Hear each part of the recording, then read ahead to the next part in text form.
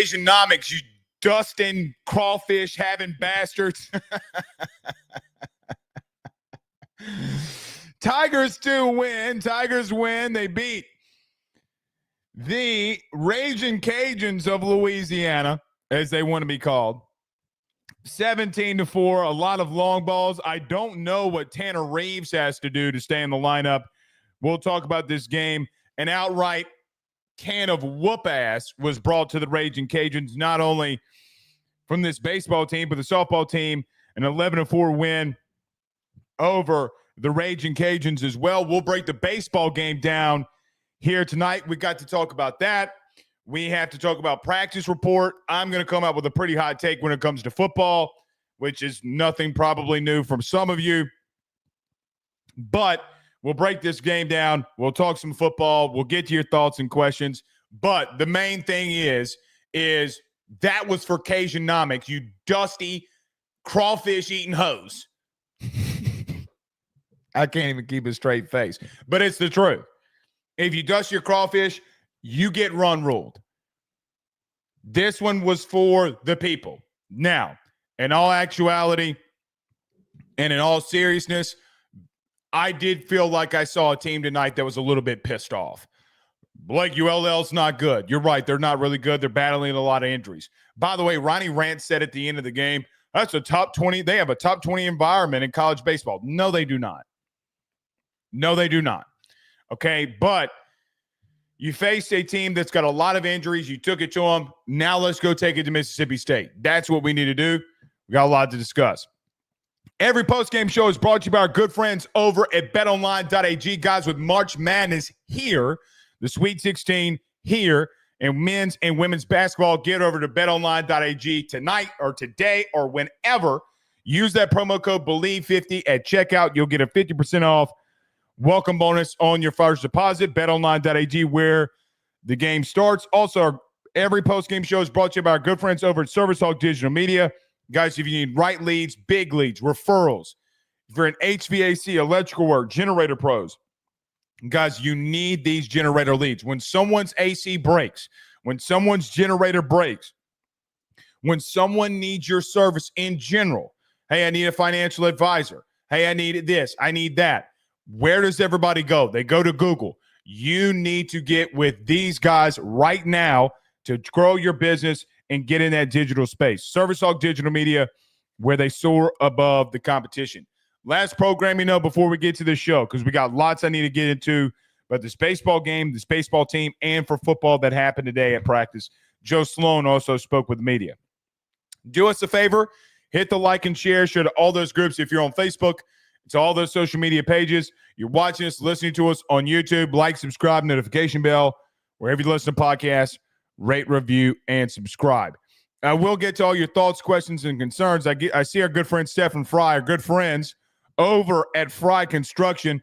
If you need site work and land development, oil and gas services, commercial construction, aggregate and soil hauling, waste containers, demolition, they're out there in Eunice, Louisiana. Give them a call today at 337-457-5100. That's 337-457-5100 today out there in Eunice, Louisiana. But our good friend Stephen says not a great showing by the University of Louisiana at Lafayette of Ambassador Caffrey Avenue. No, not at all. They got their ass whooped, and they deserved to get their ass whooped. Can't keep being petty against big bro. You can't. I mean, and listen, they know. They know. Deep down, they know. And that is an outright fact. They know. So we'll get your thoughts, questions, concerns here tonight on that after we break this game down. Guys, look, normally what I do in these post-game shows is I come out here and I break down every inning. I could break down the first inning where you had back-to-back walks by Curiel and Jones. You had back-to-back doubles by Dickinson and Fry. You had a 2-run home run by your freshman and Kate Aaron Beatty. Braswell hit a line drive over the 6-hole, over the 6-hole's head, I should say, over the shortstop's head. Stanfield hit by a pitch. You got a grand slam, an infield single by Curiel, a grand slam by Bear Jones. I could go to the 5th inning where you had more RBIs from walks than you did anything. Guys, here's what I'd say, and I think we need to focus on this because we need to talk about Mississippi State. It's a great win. It's a good win. You want to beat the in-state schools every single time that you play them. I would love to know Jay's record versus in-state schools. I feel like it's pretty exceptional at this point. I mean, I can think of 3 losses, ULL, Nichols, and Louisiana Tech in 20, 25 games that he's coached.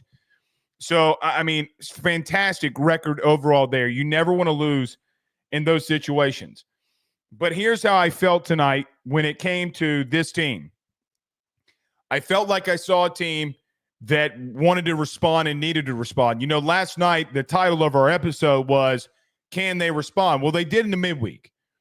And you saw flashes from guys like Dickinson, Fry, Jones, all of these guys who are – Danny Dickinson has a 4 or 5 game hit streak. Jared Jones, Stephen Milam.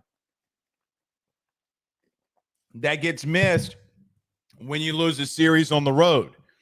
What doesn't get missed by me is listen, at no point last year, no real point last year, did I feel like when you lost a series that you responded that way in the midweek, but then you turn right around and you got a game on Thursday, Friday, Saturday that you got to respond to. And listen, make no bones about it. It's not like a must-win situation to get to the postseason. It's not one of those levels of issues.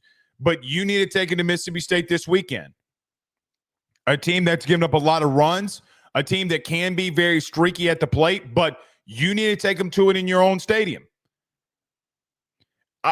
Listen, I told you yesterday, I even told you during the postgames, I'm not freaking out to a series loss on the road to a top 5 team. I'm just not going to do it. What I will say is that there is something to be said on how 18 to 22-year-old kids respond. You get a walk, a double, a home run, a line drive over the center or shortstop's head, hit by pitch, and grand slam. You had another hard hit ball by Cade Aaron Beatty. You get a bomb by Tanner Reeves. You have really good at-bats at the plate in the 5th inning where you're just walking. Look, if you're going to walk us, we're going to keep taking the runs. Guys, I don't care what anybody says. That's being locked in. That's being focused and showing what you need to do. There are a couple of things that I want to mention here. I want to start on the mound and who threw. Let me start off here. Jaden Newt kind of got touched early and often by ULL. And he did start in the midweek a week ago. And tonight he got touched. And something was interesting in the first appearance by Nate Yeske to Jaden Newt was him going to the mound and jumping his ass. Now, there are a couple of things here. I'm not going to tell Nate Yeske what to do. He's done more mound visits in one day than I've ever done in my entire life. He was on Newt's ass about him getting rocked. I felt as it came off to me as if that you have a coach that's pressing and it's pissed off about the overall performance that he's got from his staff and his team, that he's going to keep putting pressure on these guys. Good. You need it. I expected Newt to start because he started in the midweek last week. What I was interested to see tonight was who you had coming out of the pen. Not late in the game with Sheeran. Was it Sheeran or was it Dorsey? Dorsey, not Sheeran. Dorsey. And Chandler Dorsey. I'm not surprised by Chandler Dorsey coming out and getting work. I'm not surprised. I find it interesting that we got our answer that William Schmidt came in the midweek and he's trying to find his way back into that bullpen rotation from getting into SEC weekends. You get into back-to-back SEC weekends, you can't find it against Missouri or Texas. And Jay, who said that, William Schmidt's not going to throw a lot of midweek games, well, he threw again tonight to try to figure some things out. Look, he threw a fair amount of pitches. I don't think you see him Thursday. Maybe you could see him Friday. I do fully expect that you could see him in a Sunday situation, especially if it meant the series and you needed somebody to go to. in reference to William Schmidt, let's talk about it. He comes in what inning is that? He comes into the top of the fourth. He has a bunt single that's given up on him. He gets a fielder's choice. He hits a batter. He gets a fly ball into center field, but a wild pitch, two wild pitches, would score a run or would get the runner to the third base, A line drive single right back up the middle, gets an RBI, and then he gets a fly out. He comes into the fifth inning. He gets a fly out, a double into right field, a fly out into right field, a walk, and then he gets a fly out. So not a bad performance by him at all. I mean, he gave up a bunt single, a line drive in the fifth inning, but all in all, okay. I mean, I don't like that he hit a batter. I don't like the wild pitches, but still a young guy trying to figure it out. It does feel as if that there could be a little bit of a trajectory of what we've seen in reference to like a Cade Anderson without the injury, but a guy that's just trying to figure it out. Now, I do find it interesting that, look, you had 2 appearances and then he's the one that gets pulled, but you're trying to figure it out. The issue that I would say here is that you're in a place and situation where Schmidt gave up in a midweek 2 runs in 2 innings pitched. And that, to me, even like he's all over the place. So as much as I would say that I don't think that he had a bad outing, he still gave up 2 earned runs. And 2 earned runs against a team that's not that good. That would be the part that I'm looking at. I would expect him to stay in some form of this midweek, and maybe if you need him this week on a Friday or Saturday, if you're in a pinch, maybe you could see him again. The kid is you see the talent, you see the immense amount of talent, but he's just working through some things. And that is what you see with a lot of freshmen sometimes, and that's where you're at the current moment. Connor Bench did come in for a batter. Very shocked on that one, I will admit. I did not think Connor Bench would come in for at any point, especially when you're in that big of a lead. I don't know why Jay did it at all. I have no clue. I would love to know Jay's answer as to why he brought in Connor Bench for a batter. Like that, it's a little crazy to me, but he did. I still think you need Connor Bench. Connor Bench was not bad against Texas. We talked about that last night about, like, look, man, I mean, he gets a 1, 2, 3, 6 inning. He gets you out of a bases-loaded jam. He has a bloop single. He has a hit into or he has a ground ball hit to the third baseman, but nobody's there because you have a shift on. So you could have had a double play after he gave up a line drive, and he gets pulled. That's a tough situation to be in.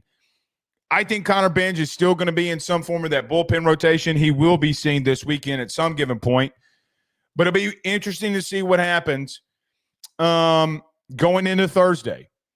Is it going to be Cade Anderson, and is it going to be Cowan? Or how do you do this? How do you figure it out? What is the game plan going into the weekend? On Wednesday, so tomorrow, we'll talk a lot about Mississippi State. And then Thursday, we'll have the post game. And I will be at practice on Thursday. I'm going to ask Blake Baker some questions. That will be on – we'll talk about that in a little while when we talk some football stuff. But listen, man, I mean, it's very easy to slip up in these midweek games, right? Like, it sucks to lose to Texas 2 out of 3. You don't want to do it. You don't want to lose and drop an SEC series. But, like, I look around the league right now, man. I look around the league. And I look around and say, let's go to Kentucky tonight. Like, I look at Kentucky. Now, I'm not saying that I'm not trying to compare you to Kentucky, but I look at Kentucky. Okay, Kentucky against Xavier tonight. They lose 9-3. And Xavier's not guys, we played them. Think about that. You played Xavier. They're not a good baseball team. They beat Kentucky 9-3 tonight. I look at South Carolina. Now, the team that they're playing is actually pretty good. They're losing right now in the 9th inning, 13-8, and that game's going to be over with, but they're going to have a loss to North Carolina. I look at Alabama having to walk it off in the 9th against North Alabama, guys, a team that you played in a weekend series, they're having to walk off. Sometimes this shit is baseball. So I do think there was a little bit of overreaction to some of this. Mississippi State did beat Samford tonight, 6-1. That is what it is. And I would say this too, as we're kind of going around the SEC now, Arkansas is losing in extra innings 14-13 to Missouri State. By the way, Missouri State's 11-12 on the season. You would rather lose in midweek, and I know what everybody's going to say. Well, Blake, I'd rather lose in midweek and win the series versus Texas. I'm right there with you. I totally agree with that. But what I would say is sometimes when you have losses, it can work in your favor. Maybe this team needed to recalibrate a little bit. You had a 17 game win streak. You got beat twice for the first time this season. You come out, guys, you scored 9 runs in the first. What was Bill Franquez gave the telecast tonight the stat of that was only the 8th time in over or close to 100 years since, or 1923. So 100 years, 100 plus years since 1923. That LSU has scored 9 runs in an inning. Guys, you've been playing ball for 100 years. 100 years. You've done that 8 times. You did it tonight. That is impressive. Now, you went a couple innings and you kind of cooled off a little bit, which is to be expected. But you did everything that you needed to do. That same mentality, that same amount of focus, that same amount of not trying to do too much and just doing what they give you. Going into the weekend, guys, you got to win 2 out of 3. You don't want to be in that hole. You do not want to be in that hole, and I still believe that you're going to be in that situation. But so yeah, I think all in all, a very good night. I think a really good overall showing. Let's talk about at the plate. There's a couple of things, or at the positions, a couple of things that we need to talk about. One question that was brought up to me tonight was, I don't even remember. I could probably find who asked me this because I want to give him credit for the question, and I'm going to find that really quickly. Hold on. Who asked it? Who asked me this? Let's look for it. Go LSU. G30 LSU said, Blake, what do you think about Cade being at DH? Now that he's had back-to-back midweek really good performances. Yeah, I wouldn't mind getting him at bat in a weekend. I wouldn't hate that at all. I mean, the dude's really looks solid in the midweeks. I don't know how many weeks in the SEC that you can really test that unless he just continues to crush the ball like he has in midweeks over and over again. You know what would be interesting? What the pause that I have is maybe you can put him at DH. What you really would want him to do is if you're up big in one of these games, what you would really like is if, let's say you're up 9-3, you would really like him to come in and spell Luis Hernandez and give Luis a little bit of rest, right? I still think he's not great behind the plate. Defensively, he's got to get better there. At the plate, guys, you're seeing why he was the number 1 catcher in the country. I mean, the kid can hit. He hit the line. The double was insane. The home run, the big bomb was insane. To answer the question, because I'm kind of just spinning because I don't know if I do it yet. I get him in at bat. In reference to him starting at DH, I would not do it. Guys, I mean, you would just have to justify taking out Ethan Fry or Josh Pearson in that role, or Jake Brown in that role for what it's worth. Jake Brown's hitting 370? And so what did we see this weekend when you saw 2 lefties? Well, what we saw was that Ethan Fry hit against lefties. Immediately when a righty came in, Jake Brown came in as your DH. And, I mean, the thing with Brown is that he's sneaky at hitting 370. That's the part to me is like, who do you replace and why do you replace him? And I don't think Jay's going to replace Cade Arrowbeatty with a left-handed bat if you're facing a righty on the mound. What I do think would be is like, I don't think that you can move Ethan Fry. So I think that the thing would have to be get him in a bat if you're up like 9-3 against Mississippi State. Let him spell. If you have enough confidence in him, let him spell let him spell Luis Hernandez or sub him in for Hernandez. And especially for if you are in a situation, you would really love to do this on a Thursday or a Friday, because either you're going to have Anderson, who throws a lot of strikes, or Zach Cowan, if what last weekend plays out into this weekend, or Cowan comes in, and a guy that's just not going to be all over the place, someone that will constantly be at or around the strike zone. That could be something that you could do. In reference to replacing, in my humble opinion, Jake Brown or Ethan Fry, even if I agreed with you, I'm not there with you yet. Kid's got immense talent. What I would really like is that you get up early in one of these games. He spells Louise to give him some rest. You can get him in a bat. Somebody's that's not all over the place, and you're not necessarily a massive game situation where there's not tons amount of a pressure on him. And that's what you're doing with him in the midweeks. You're spelling Luis Hernandez. You're getting him the at-bats. And you might see this happen another 2 weeks in the midweek before you really see him get a shot on a start, unless something happens. And catcher is a position that guys get hurt in. Guys, Luis Hernandez got hit by 2 foul balls in the same inning on Saturday. Then he got hit by a foul ball on Sunday on his hand. Or that the hand one was on Saturday, but the Sunday one was off of his forearm. Here would be the thing with me, though. If you did take out Luis Hernandez to put in Cade Arrambide, God forbid if that's a close game.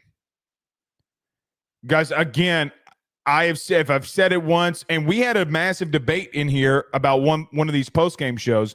A massive debate that we had was, I asked, I had a hot take that I thought Luis Hernandez was an upgrade from what you had a year ago overall behind the dish, from everything that it encompasses.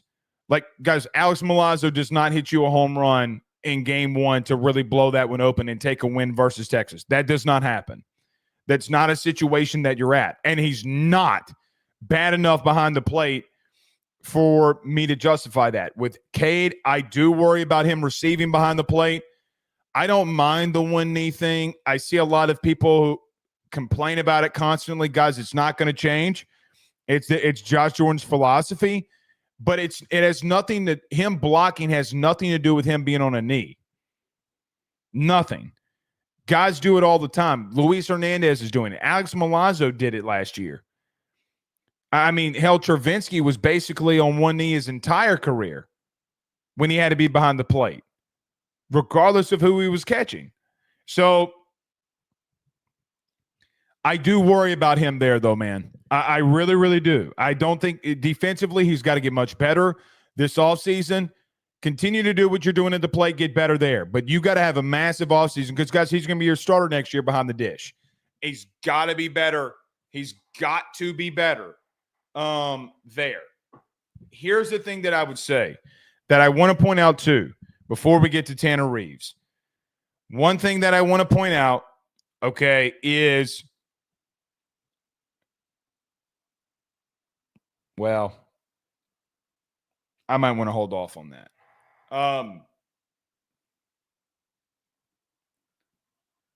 No, I'm not. I'm going to say it. Guys, look how much freshman talent is emerging here for this LSU baseball team. Cade Arrambide, Kason Evans, Maverick Rizzi came back in tonight, and you only expect him to get better. John Pearson. William Schmidt has been bad as of late. I say bad. He's been inconsistent of a late. Even him.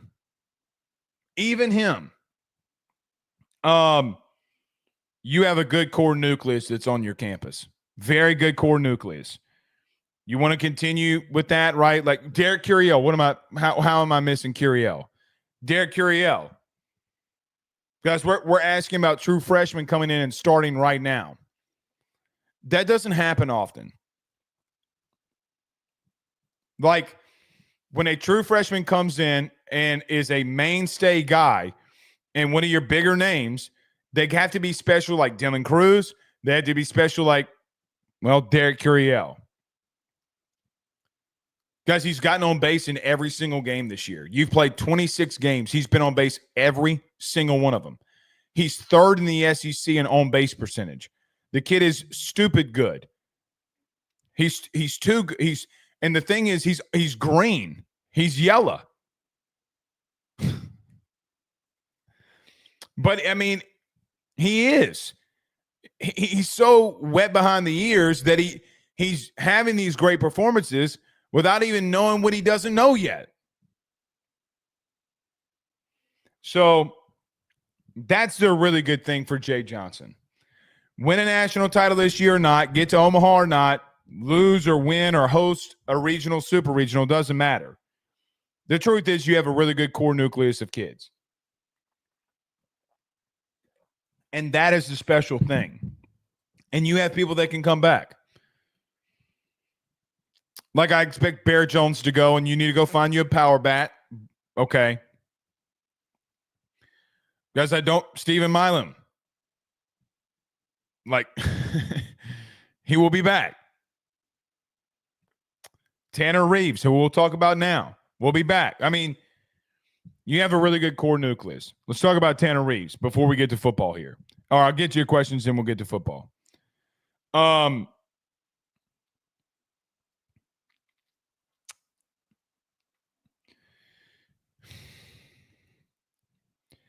Jay Johnson has been starting Michael Braswell in these weekend series. Now, Tanner Reeves got to start on Sunday when you face a right-handed batter. And quite frankly, was the best batter best guy that played on Sunday. All around and all encompassing.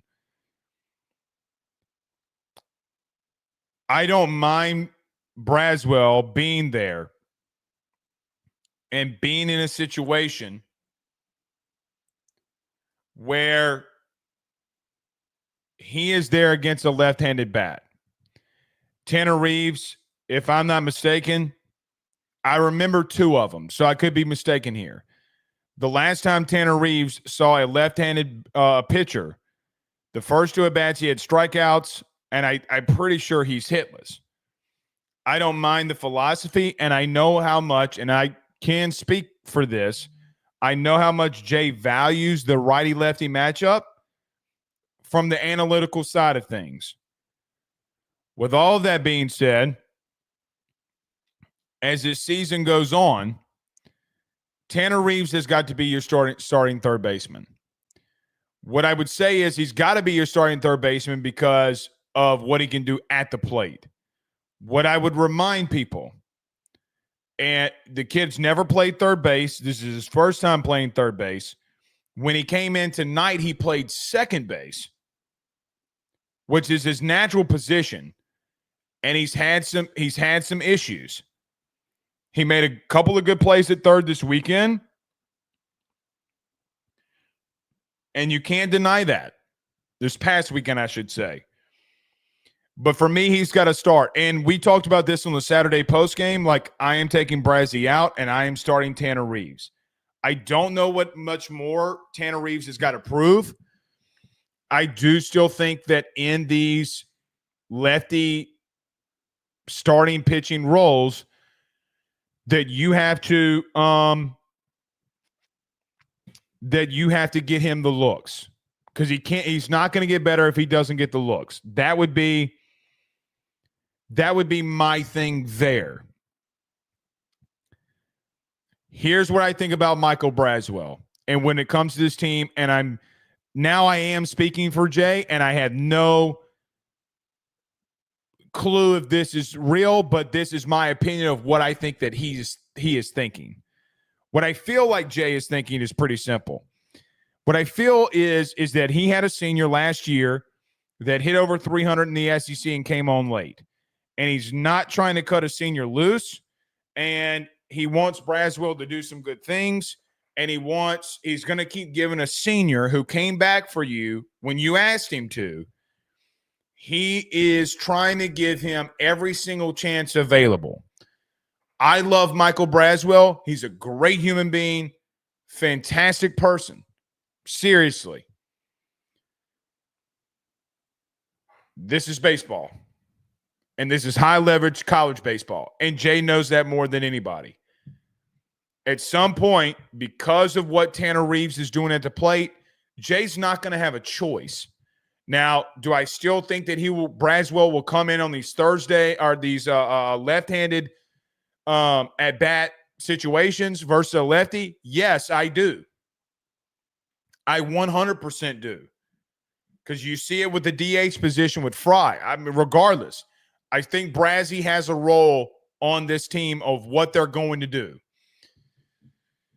Tanner Reeves has got to be your starting third baseman. And I think if you face a righty, which clearly I think that you will, at least unless something changes, or I'm just misremembering, but I know that I'm not misremembering.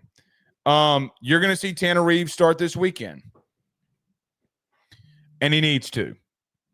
Last but not least, I would just say with Tanner Reeves that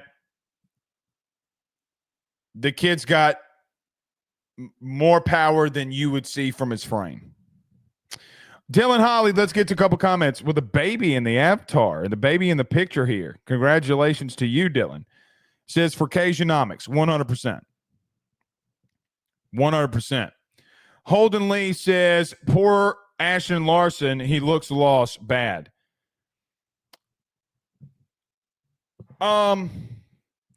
Look, with Ashton Larson, I've seen comments from fans like, man, I'm going to hate it when the kid hits the portal this year. Guys, here's the truth, and I'm going to rip the Band-Aid off for you. He got beat out. You know that, and I know that. He got beat out. You can't look at anybody that's playing in the outfield currently and along with Ethan Fry and tell me that he hasn't gotten beaten out. Michael Braswell led the team in SEC when it came to hitting. Why people keep saying it's Ashton Larson, that is a fake statistic. Now, I remember Frank S. saying that there was an analytical glitch with the Larson thing one time. I don't know. It doesn't matter. In reference, that part, none of that matters. What matters right here is simply this. He does look lost at the plate. He looks very lost at the plate. Stephen Young says Florida is 0-6 in the SEC and just lost again today to FSU on a grand slam when the kid finished the cycle. He walked it off, completing the cycle with a grand slam home run. Crazy. Yeah, would you want to be in that position? Here's what I'd tell you about Sully in Florida. They do have a lot of injuries. Their Friday night guy did not go this past weekend.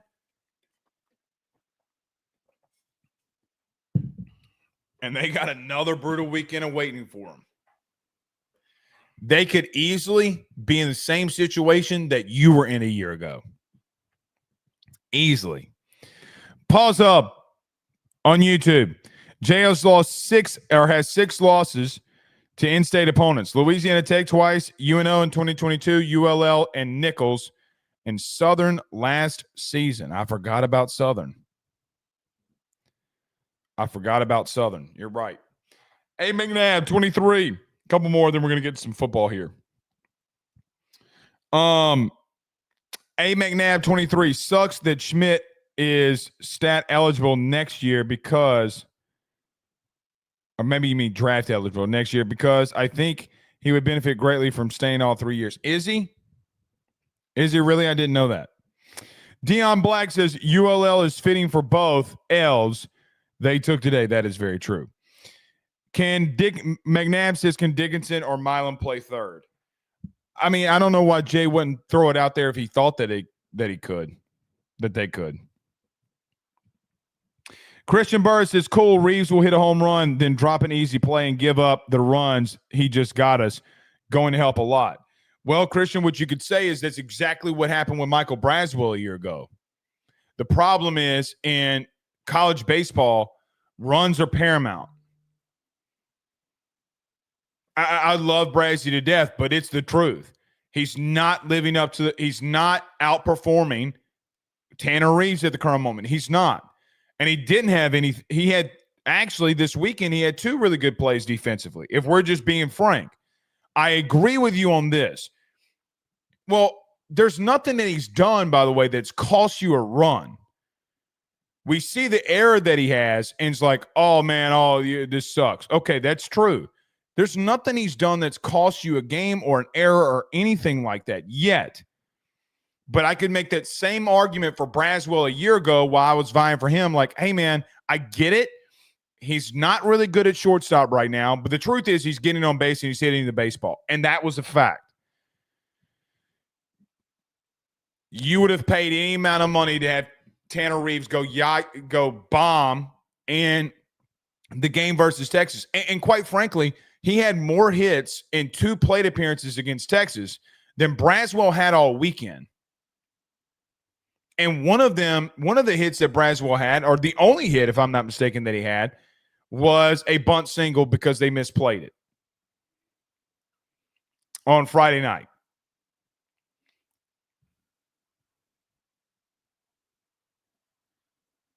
I'd rather get the runs and hope that he makes the play at third than not get the runs and know that Braswell will make the play at third.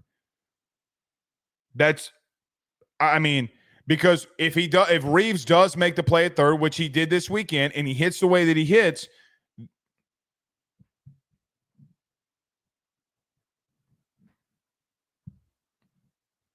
anyway, he says your lineup is averaging 10 runs without Reeves. That's not true. Some of these games he's coming in and hitting bombs, so he is a part of it. You can afford to go glove full time. No, you can't. Christian, no, you can't. You're giving up 4 runs you're giving up 4 runs on average on Saturday and Sunday, and before you hit the end of the 4th inning. The hell you can. You're giving up a lot of runs with Braswell being at third. Y'all go ahead and play with the Tanner Reeves thing if you want to.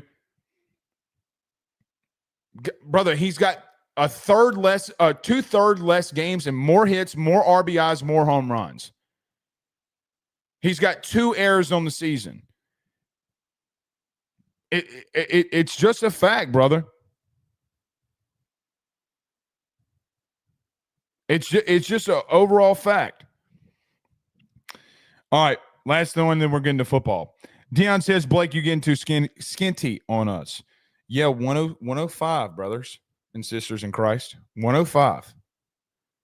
We're working out here. We're making it happen. Carnivore, whey protein. I eliminated fruits and vegetables full time. Telling you, man, you want to lose it. Carnivore will shed it off of you. Pause. It will shed it right off of you.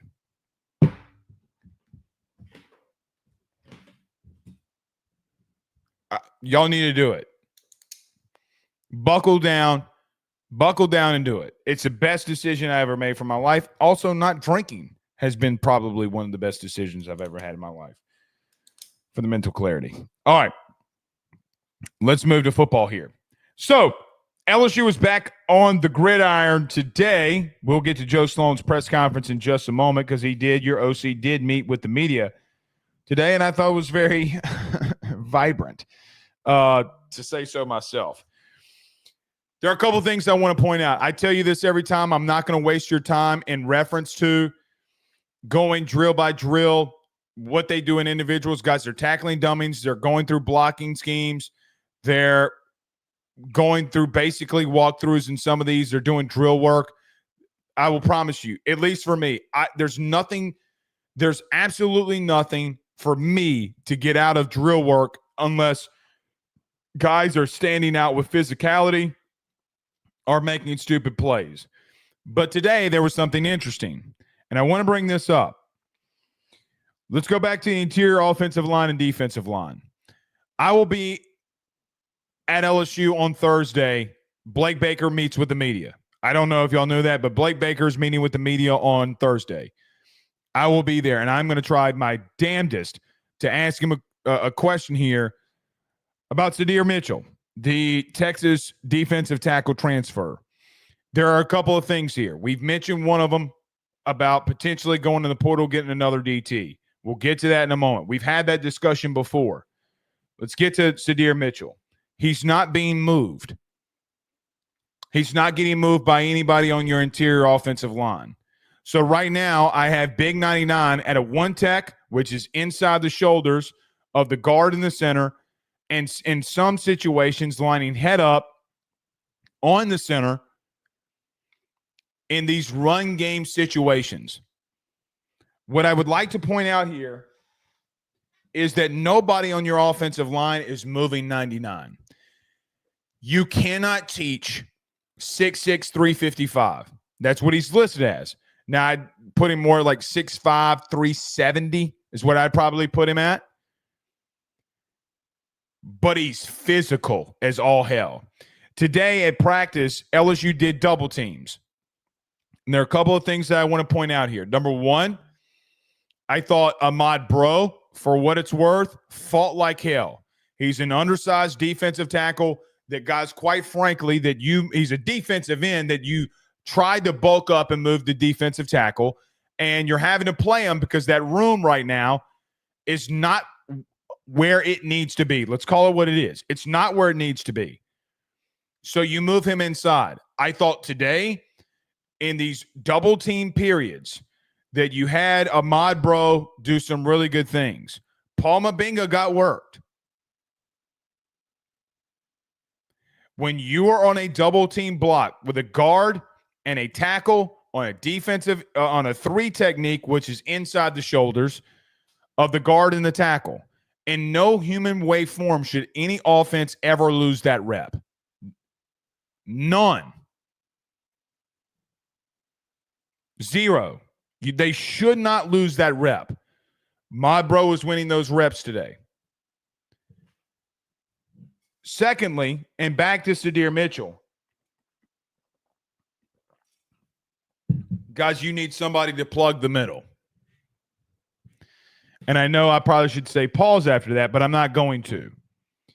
99 is doing that for you right now. I am not in the camp. I am not in the camp that spring practice doesn't matter. I know that you, as a fan, have been told that it doesn't matter. That, to me, is complete dog water. Anytime that you're on a practice field and you're taking reps and you're going through a situation where you have a defensive tackle and 2 offensive linemen and you're working on, in the running game, getting off blocks or getting a double team if you're an offensive lineman to the second level and getting to a linebacker so that you can run the football. You cannot tell me that that shit doesn't matter. We don't want to play a spring game. Now, Brian Kelly technically said that they weren't playing a spring game, but LSU is still practicing. So everything that you've been seeing, or we have been seeing, and that we've been talking to you about, or I have been talking to you about, I say we, I mean the collective media, but that we have been discussing, is what I should say, is you get to see that. Anytime that those situations are up for grabs, they mean something. Because you have a lot of new offensive linemen, 4 brand new starters along that offensive line. Josh Thompson coming in. You have a new tackle in Weston Davis. There's a lot that a new center potentially. There's a lot new left tackle. There's a lot you got to figure out. And the facts are that somebody's got to ask Blake Baker about Sadir Mitchell. Right now, LSU has been running with the ones, Don McKinley, and Ahmad Bro. I'm not doing that. 99 has got to be in the game for me. If you want to take them out on passing downs or on second down because they're in a passing situation and whatever the case may be of however you want to utilize him, the man should see every first down in the book. He is not getting moved, and that is a plumb fact. There is nobody in that room, probably since 22, and even in 23, Mekhi Wingo was still there, but he got hurt. He was battling and just did not have the performance like he did in 2022. I will not, cannot be convinced. Will not and cannot be convinced that there has been anybody along your interior defensive line that has looked that good in the running game. It's not been there. It's a fact. Is Sadir Mitchell making plays? I don't give a shit if he's making plays. What I give a shit about is that you have somebody at the line of scrimmage who the only role that he has for you, the only role is to generate a guard and a center where they get zero push and that they can't be, and that guard or center in any situation cannot get up to the second level. You cannot teach 6'5", 370. That's what I'm going to label him as his height and weight, because he ain't no 6'6" and he ain't 355. If he's 355 out of 6 rock hard abs, pause. But that is a truth. Get to the last rep here. You get to the last rep, and you have a down block from the right tackle on a 3 technique, which, again, is in between the guard and the center, inside the shoulders, or inside the foot. I have Weston Davis having one hell of a day against 96, Don McKinley. There are 2 things that I want to point out. Weston Davis has not been making those same amount of mistakes that he made days 1, 2, and 3. Now that the pads have gotten on and those worries and struggles with Weston Davis, has he gotten beat a couple times? Okay. Has he dominated a couple times? Oh, okay. Patrick Payton getting stuffed at the line of scrimmage.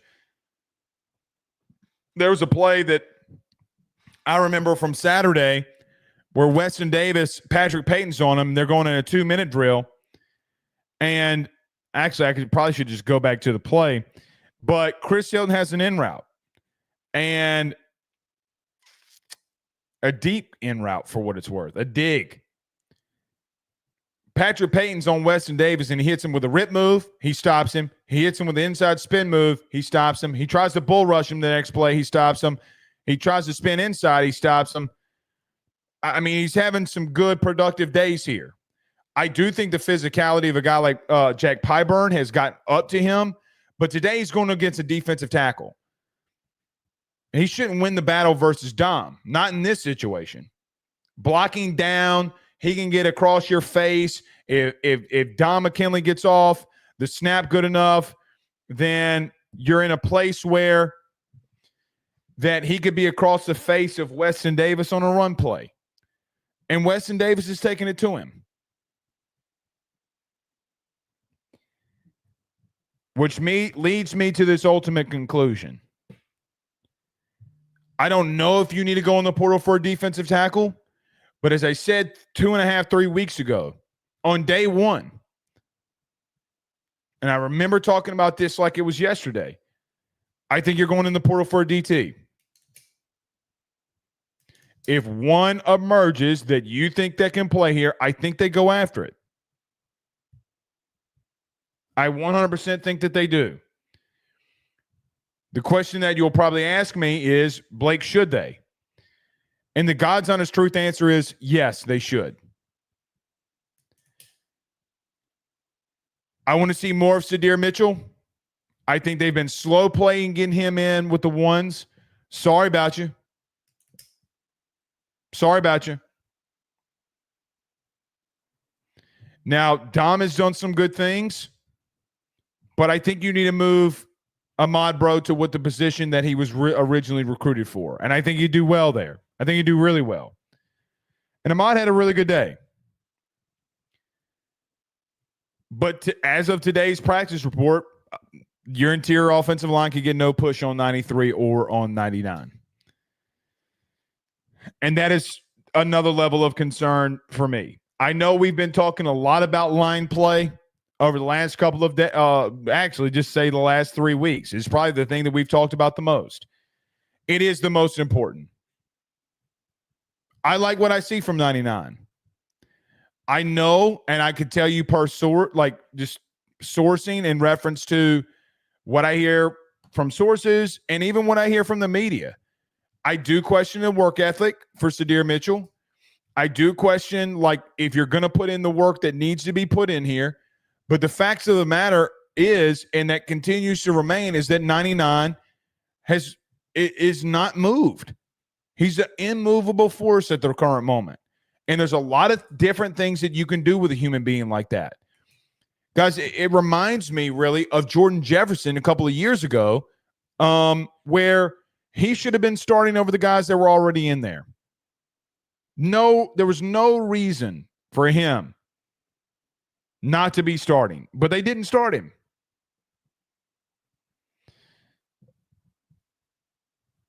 I hope you don't try to go in the portal and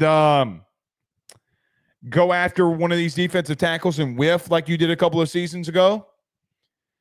But what I do hope for is that you're more stable at where you are in NIL and that you can go and get somebody. Because I do think that you, regardless if that guy hits or not, right? Like, even if a guy hits or not, like, let's say you go and get a guy and he doesn't hit. Well, at the end of the day, yeah, you would spend the money, but at least you're giving it a shot. At least you're doing everything that you can. But guys, God forbid if it hits. Because I do think you've upgraded at edge. I do think you've upgraded at corner. Your linebacker play's not really working. You know, I mean, like that. I mean, Whit Weeks isn't out there, and West is, and I know that they mic'd him up today. But let's see what happens at safety, linebacker, interior defensive line. I'd still go after a safety. I'd still go after a I would actually, if we're just big calling it, I'd go after a linebacker. I know they're not going to, or at least I don't feel like they're going to, but nevertheless, I still would. Guys, everything else other than practice today, you have 20 minutes. The only real good thing that you got out there today was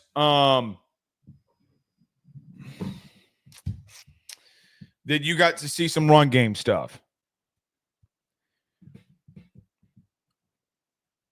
What I would tell you, too, is I don't think at receiver, for what it's worth, that much longer you will see guys like Barry and Brown running with the twos. At some point, Barry and Brown's going to be starting to run with the ones. And it's going to be interesting to see what happens. It plays out at tight end. I said this last night in the recap of what I've thought about with spring football, right? Like air quotes. But I want to end tonight's segment before we get to some of these to this. I would get to this and just saying is that, man, I really do feel like overall, as a team, you have more talent this year than you did a year ago. For me, that part of the question for LSU is not even really a question for me from what I've seen. The speed of wide receiver is ridiculous. The speed of running back is ridiculous. Offensive line, well, Blake, maybe do you take a step back there? Well, guys, here's the truth of it. You didn't run the ball anyway.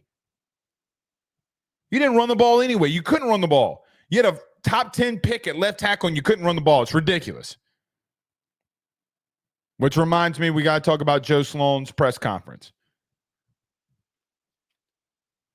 But at edge, at corner, with Deshaun Spears at safety, I feel like you've had some development, and I just think overall you have more talent than you do a year ago. And, well, Blake, you had a 9-4, 8-4 team, whatever you want to label it as. Cool. LSU has more talent on the field today than they did last spring. And I don't even think that part is a question anymore. I think that's an overall fact. Let's get to Joe Sloan here. So Joe Sloan, your OC, met with the media today. I'm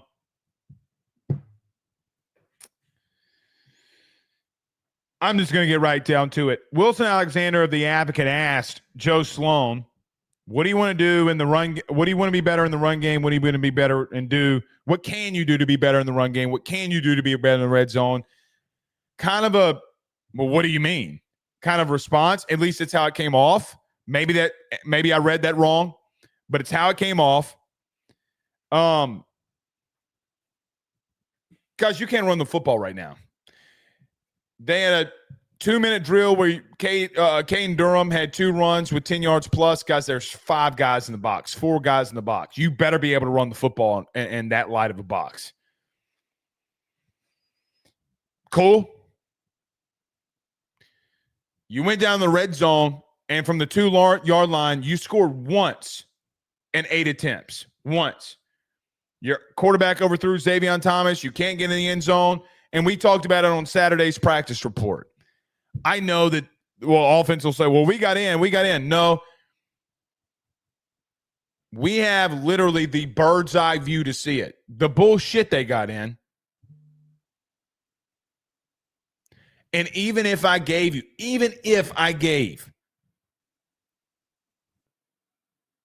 this offense 3 touchdowns, which they didn't get, because the sequencing I don't think was good enough. I don't think the play calling that I saw so far this spring gets me giddy about the innovative nature of what you're doing in the red zone. The reason that Wilson Alexander, and I know Wilson well enough, and I think I could say this for him, and if I'm wrong, I'm wrong. I think Wilson asked that question because not only were you bad a year ago, but a couple days ago you saw, and it wasn't good either. Because you've had some long runs in practice, okay? Cool, you've had some long runs in practice. Cool. But I go to the run game period that we just talked about a minute ago, and I'm like, yeah, Sadir Mitchell's not getting moved. He's not getting moved. You're going to have to go get a forklift and pick him up and go move his big ass. And all due respect to him. All due respect. That's a compliment. Because he's 6'5", 370.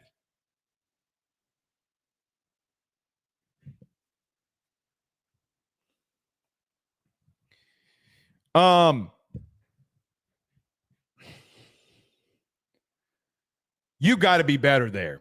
Now, the way that Sloan attacked this and his answering was, well, we have to be better.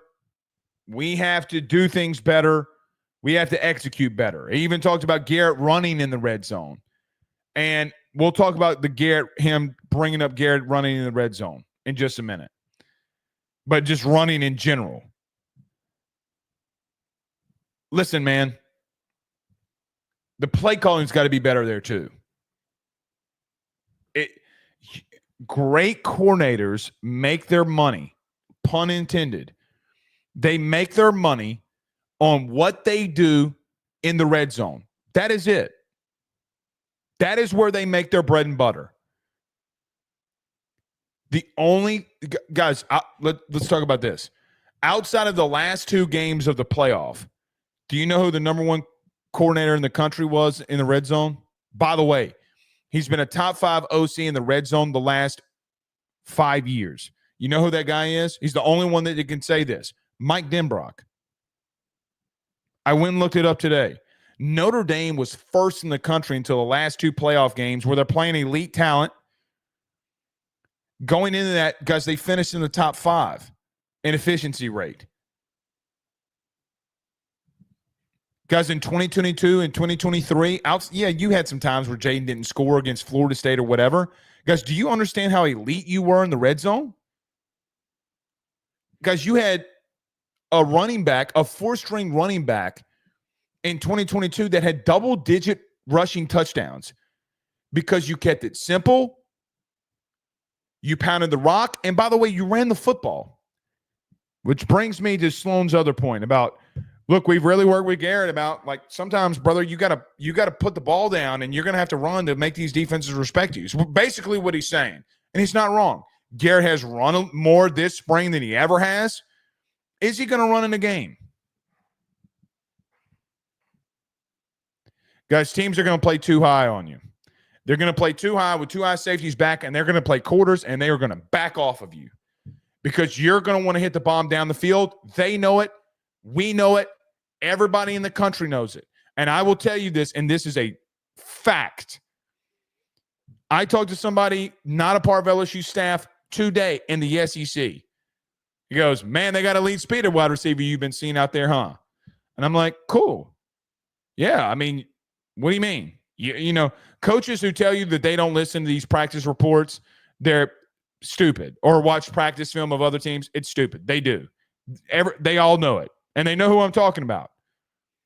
Teams are going to play too high on you like they did a year ago. They're going to play off of you. They're going to play quarters, some version of man too high, whatever they're going to do. And they're going to make Garrett, when everybody bails out, to step up in the pocket and for him to run on him. That is a fact.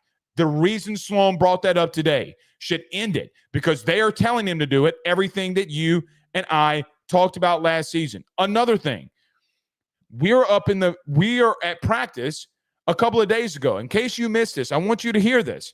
In case you missed it, we're at practice and they do a bootleg right with Garrett, and Garrett runs the ball for 8 yards. I guess the media was making a loud reaction. I do remember personally standing next to Wilson Alexander, speaking of him, and saying, run it loudly. And he did run it. I don't think he heard me. There's no way that he heard me, but I did say it. Just natural reaction. Sloan points up to the media corps and says, I know y'all like that, like he was Kirk Cousins. I know y'all like that. No, everybody should like it, because it's 1,000% what he's got to do. And your offensive coordinator brought that up today because they know it was a big deal and a big problem. He doesn't bring that up if it's not. Those were the two things that I thought were the biggest thing of what he said.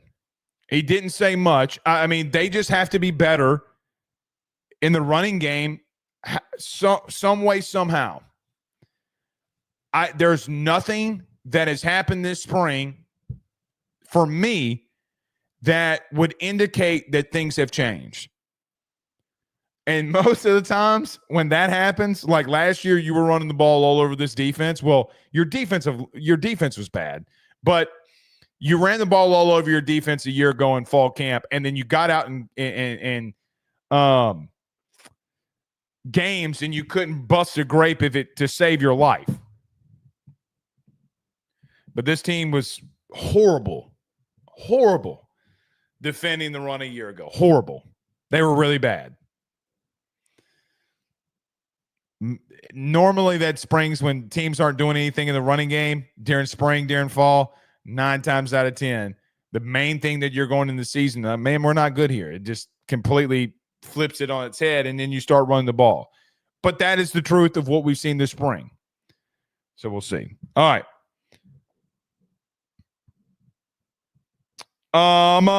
PPS says, Blake, do you have an opinion on Jake Olson as a coach?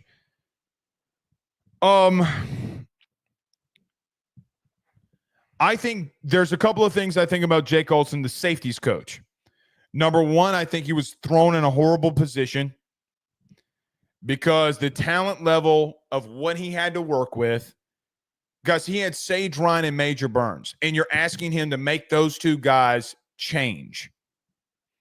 Then when Deshaun Spears, as a true freshman, can't live up to us needing him to be good at safety, he's a freshman. He shouldn't even be in that situation. Jordan Gilbert's not good enough. You go in the portal and get him. What hand is he dealt? Now, what he should have done is going out and recruited at a high level, whether it be via the portal or it being via high school. I don't think Chase Thomas committed here because of you. I would love to know what the overall thought is of him in reference to what Blaine Bradford thinks. Pretty sure the kid out of Edna Carr is not being recruited by Jake Olson.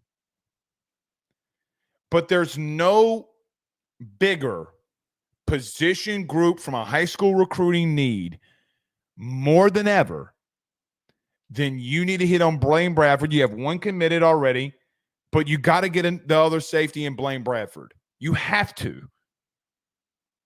You cannot miss there. If you're going to miss somewhere else. Do not miss at safety.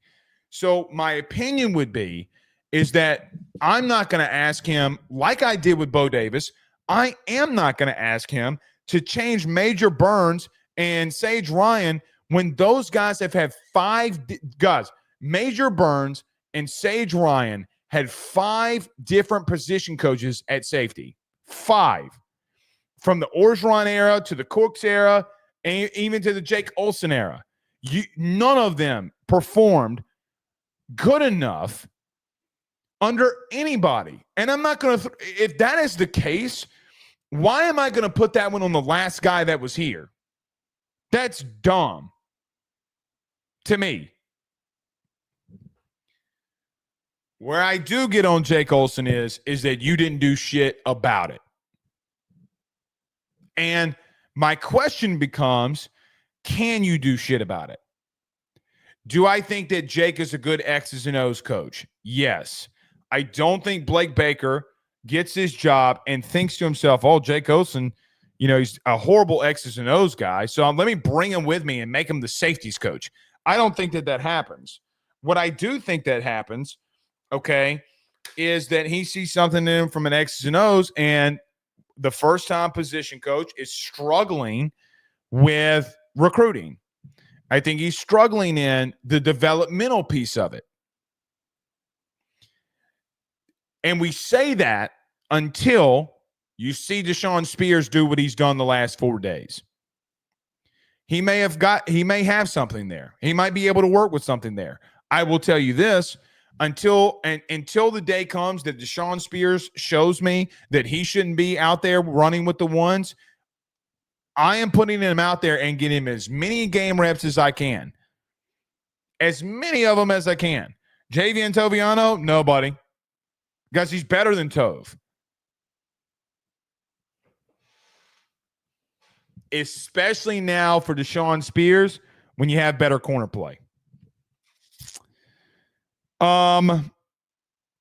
D Music on YouTube says a healthy Perkins in weeks will make this defense absolutely scary. Here's what I'd say about that. Gus Weeks disappeared in big games. He vehemently disappeared. So a couple things with that. Number one is that his defensive line, interior defensive line, gave him zero help at all. And I think it's why you go and get another defensive tackle from the portal, and you try to supplement it the best way that you can. I agree with you is if he gets better play in front of him, I do think Witt will be a lot better. And I'm interested to see what happens when he does get better play up front. As far as Harold Perkins is concerned, if you're going to send the star position 50% of the time, put Park out there and see what happens. See what happens. Marvis on YouTube says, when will they start shuffling that starting defense? I do not know. I do not know. I hope it's soon. Guys, I am of the opinion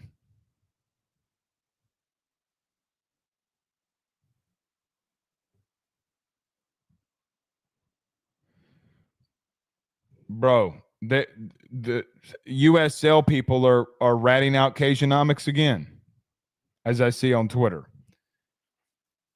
I don't even remember what I was going to say now. Don't even remember what I was going to say.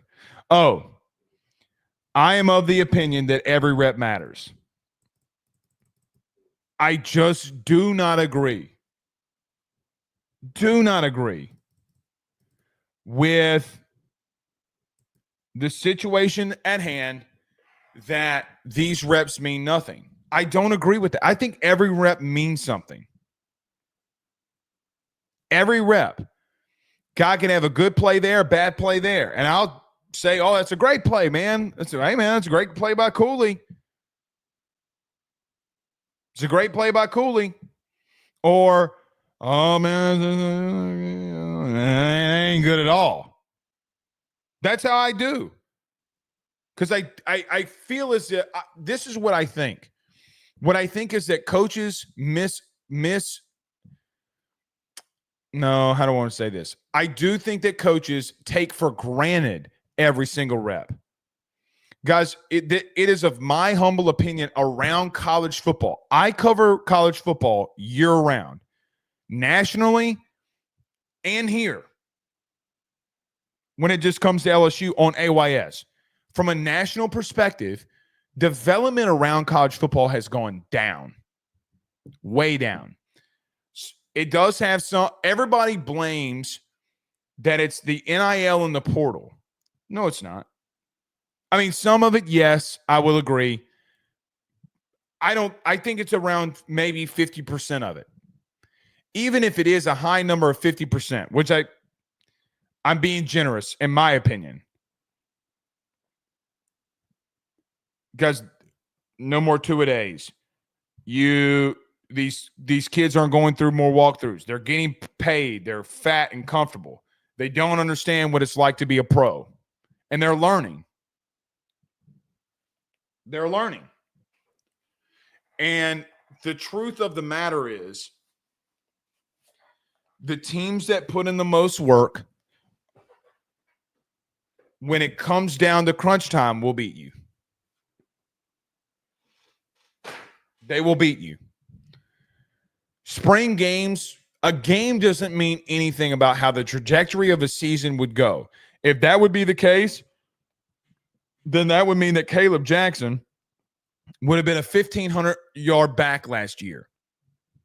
If it means anything. I just think the practices mean so much more. Because you get a month and a half, 2 month sample size of what guys look at now before you go into August.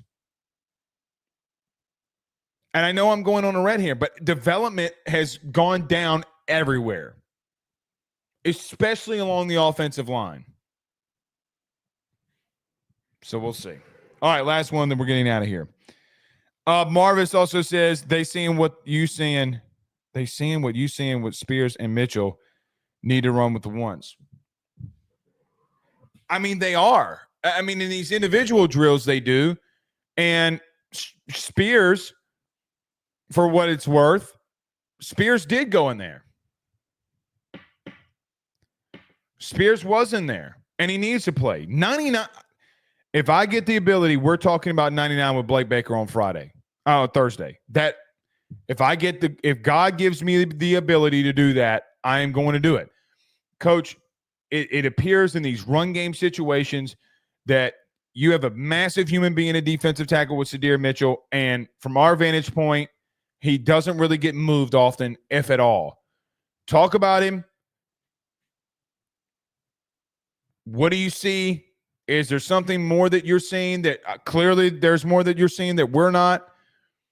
What have you seen? Where can he be better? And do you think that you're finished there? Do you feel like that you are finished there? Do you feel like you're lacking depth? Do you have a lot of young guys in that room? I want him to break down completely the defensive tackle room because, guys, it is by far the biggest position that you have to be better in, because we can talk about safeties all the live long day. We can talk about how they're bad in coverage, they can't tackle. Guys, it doesn't give a Rudy poo. This game will be won and lost on how you perform up front. It always has. It always will. The big uglies, we don't talk about them enough. We don't. We simply do not. We don't talk about that enough in this game. Listen, even if offensively nothing changes, nothing, you're a 9-3, 10-2 playoff contending team. That is how big, and not letting these teams run all over you is. Gotta stop it first. All right, hour and 17 minutes on a post game on a Tuesday night. Who would have thunk it? See y'all tomorrow. Peace.